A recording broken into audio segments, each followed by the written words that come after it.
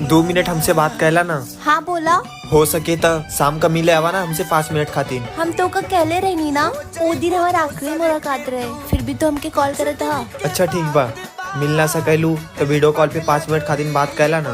केहू देख लेना तो हमके बहुत प्रॉब्लम हो जाए। अरे ज्यादा देर तक ना, बस थोड़ी टाइम तक बात करा ना हमसे प्लीज। अच्छा ठीक बा। एक बार हंसा ना, हमके वीडियो कॉल कर स्क्रीनशॉट लेवे के बाद। पहले से तोरे लगी इतना फोटो है, फिर स्क्रीनशॉट का है। अब अहिन तक तोहरे ऊपर सिर्फ हमार हक बा।